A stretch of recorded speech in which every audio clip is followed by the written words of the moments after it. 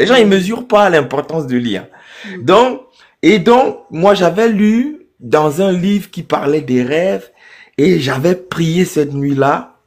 Et je t'assure que parfois dans les points de prière, les gens pensent que c'est banal, alors qu'un point de prière qui est tellement spécifique, c'est une stratégie, mais d'une importance, on ne mesure même pas la chose. C'est-à-dire que cette nuit-là, j'avais prié en point de prière, parce que je priais, mais j'avais pas toujours l'habitude de prier en point de prière, c'est-à-dire stratégie de prière par rapport au problème. Et j'ai appliqué ça, et je t'assure que toute la nuit, c'est comme si j'étais en bagarre, j'étais en sueur, et le Seigneur me montre que du moins la vision, je sais pas comment expliquer ça, c'est-à-dire, je me vois, c'est comme si je suis extérieur à moi, mais en même temps, je me vois, je sais pas comment expliquer. Oui, je vois, je comprends très bien. Voilà, donc je me vois, j'étais comme au bord de l'eau, mais c'est pas la mer, c'est comme les flaques d'eau, et je suis en train de me débattre. Et dans la réalité, je sens que je me défais de quelque chose. C'est-à-dire, pendant tout le rêve, je suis en bagarre. Je sais pas pourquoi. Et à la fin, le Seigneur, il permet, j'y arrive en fait. Je vois que je suis arrivé à quelque chose et j'avais défait un lien. Donc j'ai pris, je me vois dans le rêve avec une sorte de fil, tout. Je sais pas, tu vois vos trucs, les chouchous des femmes là, les petits trucs que vous attachez les cheveux là. Un truc tout fin comme ça, que je vois entre mes mains, et apparemment c'est ça qui m'attachait tout le corps. Wow. Tu vois? C'était tout fin. Elle dit, mais comment on a pu m'attacher tout le corps avec ces petits trucs-là? C'est bon, bref, pour expliquer que les réalités spirituelles, c'est des choses qui n'ont pas toujours la logique humaine. Ouais. Mais c'est des réalités. En tout cas, c'était tout ce que tu dis. C'est des choses que, comme je dis, j'ai vécu. Je suis un témoin vivant de cette réalité-là. Et je suis aussi un témoin vivant par la grâce de Dieu, de la puissance de Dieu face ou contre cette réalité-là. Et j'ai connu aussi plein d'amis, filles, femmes, comme des hommes, hein, que ce soit les gens du monde ou les gens de l'église, qui sont victimes de cette réalité-là, les liens spirituels. Parce que les liens d'âme encore, c'est assez spécifique ici. Mais je globalise par liens spirituels. Les liens de famille, les esprits. Voilà, il peut y avoir des liens de famille, il peut y avoir des liens psychologiques. Là-bas, tu as un problème au niveau de la tête là-bas.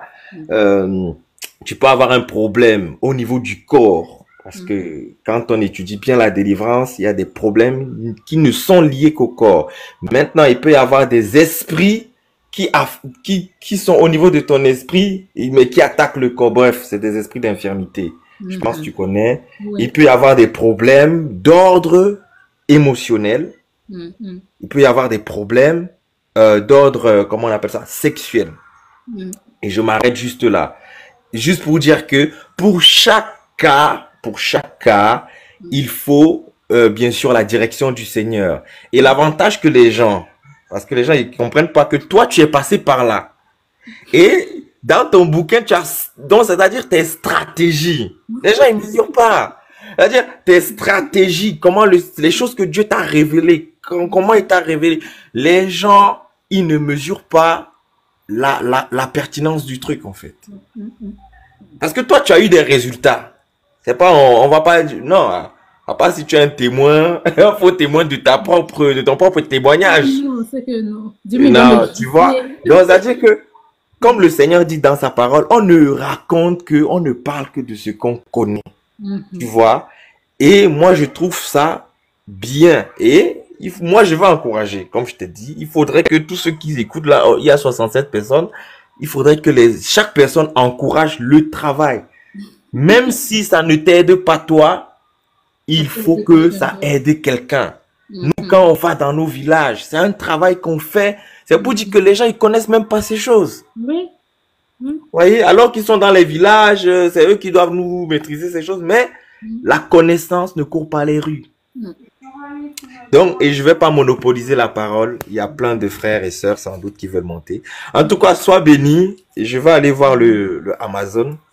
Et merci beaucoup. Voilà, demeure béni. soit béni. Amen. Soyez également bénis. En fait, je veux rajouter quelque chose à ce qu'il a dit. Oui, il a dit même dans nos villages, dans nos familles, les gens, ils ignorent tout ce qui est rattaché aux esprits. C'est vrai.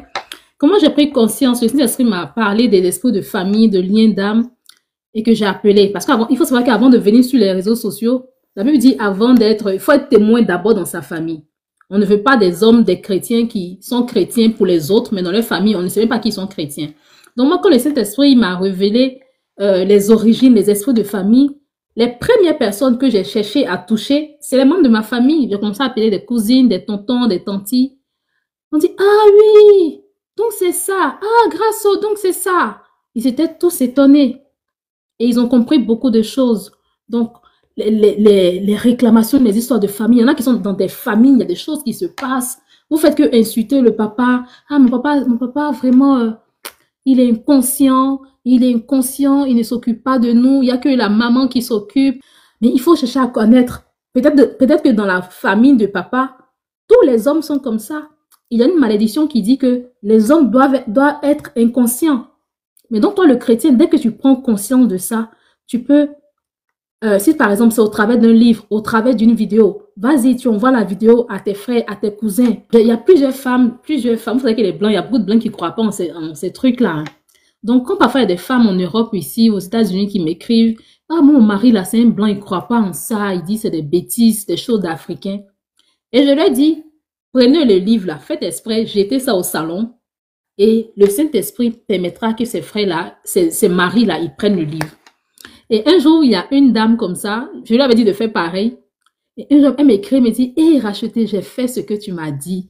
Et le monsieur, et mon mari a lu. J'ai essayé d'aborder le sujet et il m'a dit, mais j'ai lu le livre. Et donc, les femmes qui sont avec des hommes inconvertis, prenez pas forcément mon livre, mais quand vous avez une connaissance sur quelque chose, vous voulez que le mari l'apprenne, au lieu de toujours l'emmerder, hé, parlez. Faites souvent des tests. Vous pouvez par exemple l'inviter à une conférence qui parle de ce sujet.